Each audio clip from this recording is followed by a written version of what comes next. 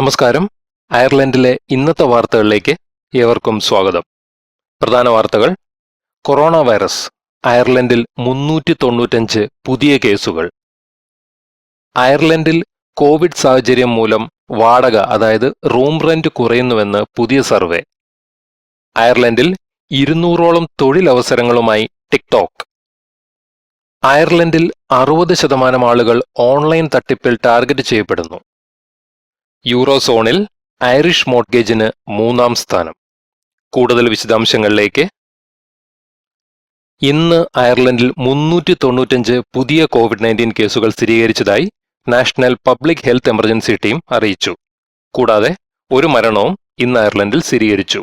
ഇതോടെ മൊത്തം മരണങ്ങളുടെ എണ്ണം 1965-ഉം സ്ഥിരീകരിച്ച കേസുകളുടെ എണ്ണം 66,632-മായി തുടരുന്നു. ഇന്നറിയിച്ച കേസുകളിൽ 197 പുരുഷന്മാരും 198 സ്ത്രീകളുമാണുള്ളത്. 65% പേർ 45 വയസ്സിന് താഴെയുള്ളവരാണ്. ഇന്നത്തെ കേസുകളുടെ കണക്കുകൾ പ്രകാരം 132 കേസുകൾ ഡബ്ലിനിലും 31 എണ്ണം കോർക്കിലും, ഡൊണഗൽ, ലിമറിക്, ഗോൾവേ എന്നിവിടങ്ങളിൽ 27 കേസുകളും, കൂടാതെ മറ്റ് 151 കേസുകൾ 18 കൗണ്ടികളിലായി വ്യാപിച്ചു കിടക്കുന്നു. കോവിഡ് പാൻഡമിക് ഡബ്ലിനിലെ റൂം റെന്റ് കുറയുന്നതിന് കാരണമാകുന്നുവെന്ന് ഏറ്റവും പുതിയ റിപ്പോർട്ട്. ഈ വർഷത്തെ 3ാം പാദത്തിൽ സിറ്റി സെന്ററിലെ വാടക 2.3% കുറഞ്ഞുവെന്ന് കാണിക്കുന്നു. റെസിഡൻഷ്യൽ യൂണിറ്റുകളുടെ സഹകരണം തടസ്സപ്പെട്ടിരിക്കുന്നതിനാൽ അയർലൻഡിൽ മൊത്തത്തിൽ വാടക ഉയർന്നുകൊണ്ടിരിക്കുകയാണ്. സെപ്റ്റംബർ അവസാനം വരെയുള്ള 3 മാസങ്ങളിൽ വാടക 1.2% ഉയർന്നു. ഒരു വർഷം മുമ്പത്തെ അപേക്ഷിച്ച് തുടർച്ചയായി 33 ക്വാർട്ടറുകൾ വർദ്ധിച്ചു. ഈ വർഷത്തെ 3ാം പാദത്തിൽ ഡബ്ലിൻ സിറ്റി സെന്ററിലെ ശരാശരി വാടക വില പ്രതിമാസം 2035 യൂറോയായിരുന്നു. രാജ്യത്തുടനീളം ശരാശരി പ്രതിമാസ വാടക 1419 യൂറോ എന്ന കണക്കായിരുന്നു. ഒരു വർഷം മുമ്പത്തെ അപേക്ഷിച്ച് 3ാം പാദത്തിലെ ഡബ്ലിനിലെ വാടക 0.8% കുറവാണ് രേഖപ്പെടുത്തിയിരിക്കുന്നത്. അടുത്ത 3 മാസത്തിനുള്ളിൽ അയർലൻഡിൽ 200 പേരെ കൂടി നിയമിക്കാൻ ടിക്ടോക്ക് പദ്ധതിയിടുന്നു.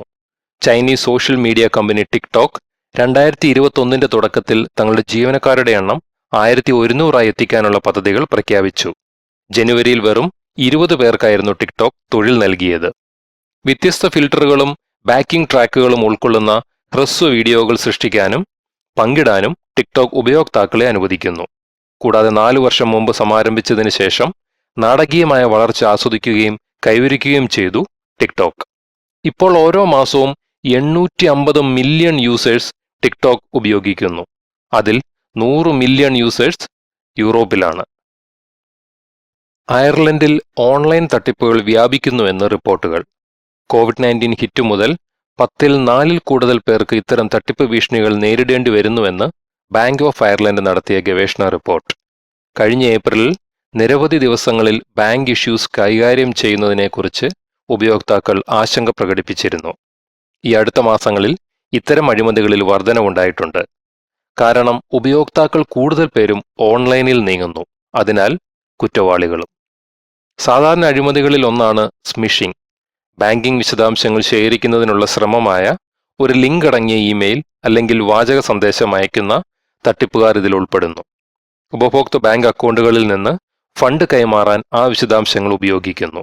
മോഷ്ടിച്ച പണത്തിന്റെ ഭൂരിഭാഗവും കുറ്റകൃത്യങ്ങൾക്കും തീവ്രവാദ സംഘടനകൾക്കുമായി വിനിയോഗിക്കുന്നതായി ഗാഡ റിപ്പോർട്ടുകൾ സൂചിപ്പിക്കുന്നു. ബാങ്കുകൾ, ഡെലിവറി കമ്പനികൾ, ചില്ലറ വ്യാപാരികൾ, സർക്കാർ വകുപ്പുകൾ, നാഷണൽ ലോട്ടറി സർവീസുകൾ എന്നീ മേഖലകളെയാണ് സ്മിഷിംഗ് നടത്തുന്നവർ പ്രധാനമായും ടാർഗറ്റ് ചെയ്യുന്നത്. അതിനാൽ ആളുകൾ ജാഗ്രത തുടരുവാൻ ശ്രദ്ധിക്കുക. അയർലൻഡിലെ യൂറോസോൺ മറ്റ് അയൽ രാജ്യങ്ങളുമായി താരതമ്യപ്പെടുത്തുമ്പോൾ അയർലൻഡിലെ മോർട്ട്ഗേജ് നിരക്ക് ഉയർന്നതായി സെൻട്രൽ ബാങ്ക് കണക്കുകൾ വ്യക്തമാക്കുന്നു. യൂറോപ്യൻ രാജ്യങ്ങളിൽ വെച്ച് ഏറ്റവും ഉയർന്ന 3ാമത്തെ മോർട്ട്ഗേജ് പലിശ നിരക്ക് അയർലൻഡിലുണ്ടെന്ന് സെൻട്രൽ ബാങ്ക് അറിയിച്ചു. ഗ്രീസും ലാറ്റ്വിയയുമാണ് 1ഉം 2ഉം സ്ഥാനങ്ങളിൽ. പുതിയ മോർട്ട്ഗേജുകളുടെ ശരാശരി പലിശ നിരക്ക് സെപ്റ്റംബറിൽ 2.78% ആയിരുന്നു. കഴിഞ്ഞ മാസത്തെ അപേക്ഷിച്ച് 5 ബേസിസ് പോയിന്റുകൾ കുറഞ്ഞു. പല രാജ്യങ്ങളിലും നിരക്ക് ഗണ്യമായി വ്യത്യാസപ്പെട്ടിട്ടുണ്ടെങ്കിലും സെപ്റ്റംബറിൽ യൂറോയുടെ ശരാശരി പലിശ നിരക്ക് 1.34% സെൻട്രൽ ബാങ്ക് അറിയിച്ചു. ഇന്നത്തെ സെൻട്രൽ ബാങ്ക് കണക്കുകൾ കാണിക്കുന്നത് പുതിയ മോർഗേജുകളുടെ എണ്ണം കഴിഞ്ഞ വർഷത്തെ അപേക്ഷിച്ച് 14% ഇടിവ് നേരിടുന്നുവെന്നാണ്. കോവിഡ്-19 പ്രതിസന്ധിക്കിടെ ഓഗസ്റ്റുമായി താരതമ്യപ്പെടുത്തുമ്പോൾ സെപ്റ്റംബറിലെ കണക്കുകൾ 44% ഉയർന്നതായും സെൻട്രൽ ബാങ്ക് അറിയിച്ചു. അയർലൻഡിൽ ഇന്നത്തെ വാർത്തകൾ അവസാനിച്ചിരിക്കുന്നു. കൂടുതൽ പുതിയ വാർത്താവിശേഷങ്ങൾക്കായി www.irishvanitha.com സന്ദർശിക്കുക. നന്ദി.